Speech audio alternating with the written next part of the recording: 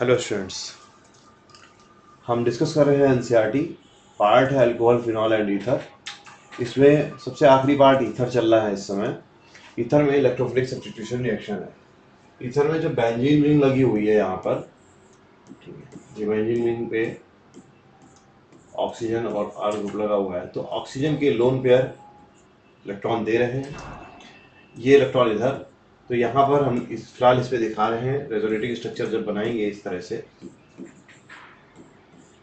Negative charge आएगा, ये double bond oxygen R, oxygen पे पॉजिटिव चार्ज और ये डबल बॉन्ड। तो आप देख सकते हैं कि यहाँ पे ऑर्थो और पैरा पोजिशन पर नेगेटिव चार्ज आ रहा है। मतलब इलेक्ट्रोफाइल पर अटैक ऑर्थो और पैरा पोजिशन से होगा।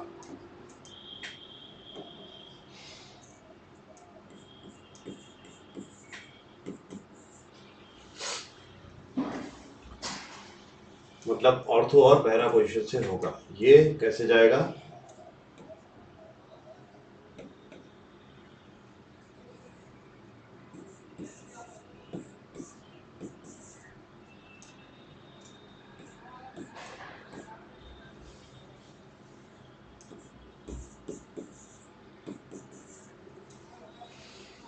ठीक है, तो ये रेजोनेटिंग स्ट्रक्चर बन गया है। इसका अगला रेजोनेटिंग स्ट्रक्चर तो आप बिल्कुल पहले के समान, बस पाई बॉन्ड की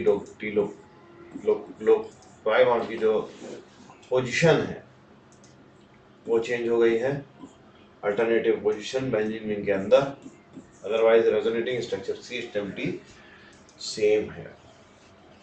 अब हम बात करते हैं कि ये स्ट्रक्चर कंपैरेटिवली, ये स्ट्रक्चर जो है इसमें पॉजिटिव चार्ज ये है, नेगेटिव चार्ज ये है। अगर इस रिंग को अटैक करना है तो स्टेबिलिटी ऑफ जो इलेक्ट्रोफाइल अटैक करने के बाद स्टेबिलिटी है वो किसकी ज़्यादा होगी? इलेक्ट्रोफाइल पे क्या किया हमने? ये अटैक किया, ठीक है।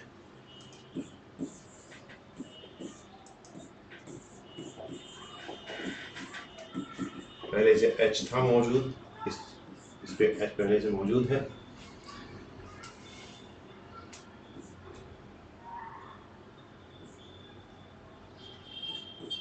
मैं रेजोनेटिंग स्ट्रक्चर नहीं बना रहा हूँ। स्टेबिलिटी रेजोनेटिंग स्ट्रक्चर ऑक्सीजन के लोन पेयर की वजह से इसको मिलेगा। मैं रेजोनेटिंग स्ट्रक्चर नहीं बना रहा हूँ, यहाँ पर केवल और केवल प्रोसेस करके प्रोडक्ट बना रहा हूँ।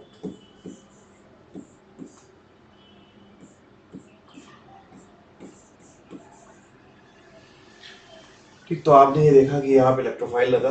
अब ये पैरा पोजीशन पे भी अटैक कर सकता था, पैरा पोजीशन से भी अटैक हो सकता था। मैं यहाँ पे पैरा पोजीशन से अटैक दिखाने जा रहा हूँ कि ये पैरा पोजीशन से अटैक करता तो क्या होता।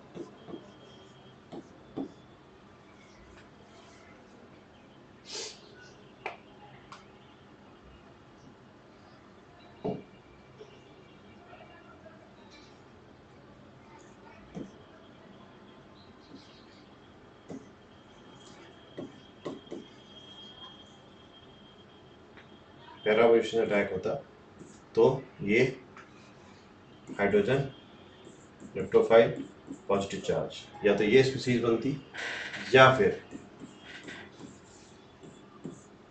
पॉजिटिव चार्ज यहाँ आता इस पाई बॉन्ड के बाद अटैक करने के बाद, और हाइड्रोजन ये बनता यहाँ पर ये, और OR। जब पॉजिटिव चार्ज यहाँ पर है तो ये यहाँ पर बॉन्ड ब्रेक किया, डेल्टा प्लस चार्ज यहाँ आया, फिर ये बॉन्ड यहाँ ब्रेक किया, ठीक है। तो इसको हम थोड़ा सा अंदर से ही रोटेट करें तो बेहतर होगा। एक डिफरेंट कलम से रोटेट कर रहे हैं, ये यहाँ पे गया तो यहाँ पे डेल्टा प्लस चार्ज आएगा। इस तरह से रेजोनेटिंग स्ट्रक्चर में ऑक्सीजन के बगल वाले कार्बन, इस कार्बन पे पॉजिटिव चार्ज नहीं आ रहा है, तो इसमें इस पॉजिटिव चार्ज को स्टेबिलिटी नहीं मिल रही है। तो इस वजह से ये रिएक्शन में इस तरह से अटैक ना करके हम पैरा पोजीशन से ई को जोड़ेंगे, इलेक्ट्रोफाइल को जोड़ेंगे, और पॉजिटिव चार्ज यहाँ मेटा पोजीशन दे करके। हालांकि मैं बोलने का तरीका सही नहीं जा रहा है, लेकिन मतलब इस तरह से नहीं होना चाहिए, कंफ्यूज होंगे आप, इसलिए तरीका नहीं सही जा रहा है। तो लेकिन पॉजिटिव चार्ज इस पोजीशन पे आने के बाद ये क्या कर सकता है, यहाँ पे रेजोनेटिंग स्ट्रक्चर बना करके स्टेबिलिटी हासिल कर सकता है oxygen sorry positive charge oxygen के बगल वाले कार्बन पर आ जाएगा तो ऑक्सीजन अपने इलेक्ट्रॉन दे करके रेजोनेंस में पार्टिसिपेट करवा करके इसको स्टेबलाइज कर सकता है। इसलिए ऑर्थो पैरा आइसोमर्स की यील्ड कंपैरेटिवली ज़्यादा होगी with respect to meta. Meta की इतनी कम होगी कि हम उसको कंसीडर ही नहीं करेंगे और हम कहेंगे कि सिर्फ ऑर्थो और पैरा बनता है।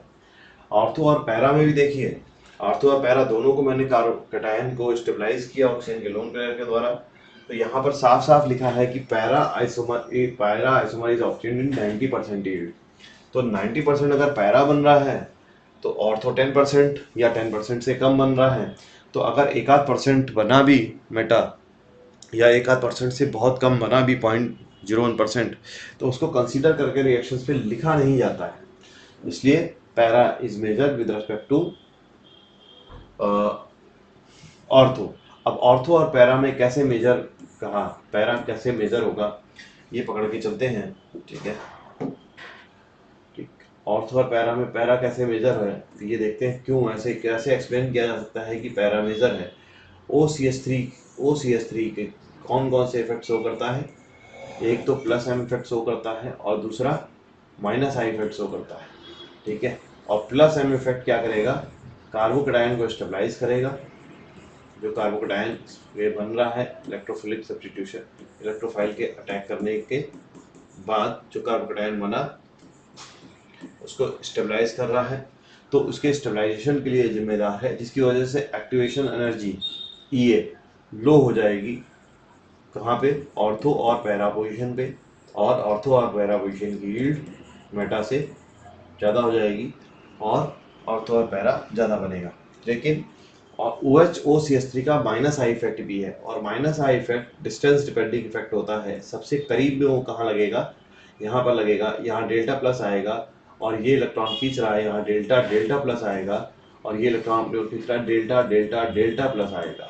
ठीक है, तो जब अटैक करने की बारी आएगी तो ये इलेक्ट्रॉनों के द्वारा अटैक ज़्यादा होगा। मैं अंदर के जो बॉन्ड हैं उनको घुमाता हूँ, क्योंकि हैबिट कैसी हो गई अपनी लिखने की, राइट हैंड साइड से हैबिट हो गई लिखने की, तो हम उसके हिसाब से चलते हैं। ठीक, तो ये पाई बॉन्ड, ये पाई बॉन्ड, ये पाई बॉन्ड है।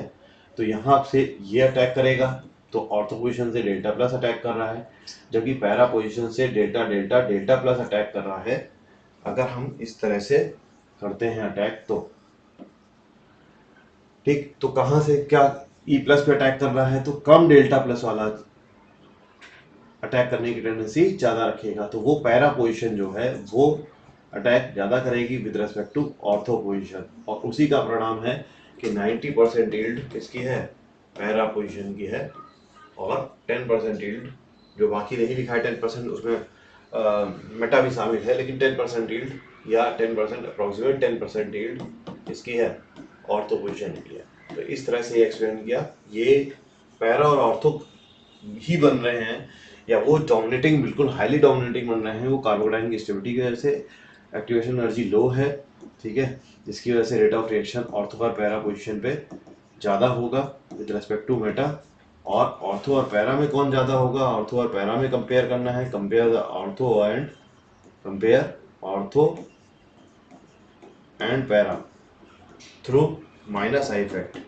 माइनस आई इफेक्ट कहाँ पे पास में है, ऑर्थो पोजीशन से पास में है, उस पर डेल्टा प्लस ज़्यादा है, उसकी अटैक करने की टेंडेंसी कम है, और पैरा पोजीशन में माइनस आई इफेक्ट का इफेक्ट कम है, इसलिए इस पर delta delta delta plus charge है, इस वजह से पैरा की अटैक करने की टेंडेंसी ज़्यादा है। इस तरह से हमने आपको एक्सप्लेन किया कि वाहिद पैरा ज़्यादा बन रहा है। अब हम बात करते हैं यहाँ पर एक और इफेक्ट की। Anisole undergoes bromination with bromine in ethanoic acid even in the absence of iron bromide catalyst. तो नॉर्मली जब हम रिएक्शन करवा रहे थे, जब रिएक्शन करवा रहे थे ब्रोमीन की, इस तरह से कोई एक बेंजीन रिंग हुआ करती थी, और हमने इलेक्ट्रोफिलिक सब्स्टिट्यूशन रिएक्शन पढ़ी थी Br2 in the presence of FeBr3। I think आपको ये रिएक्शन याद होगी जब हमने बेंजीन की इलेक्ट्रोफिलिक सब्स्टिट्यूशन रिएक्शन पढ़ाई है आपको।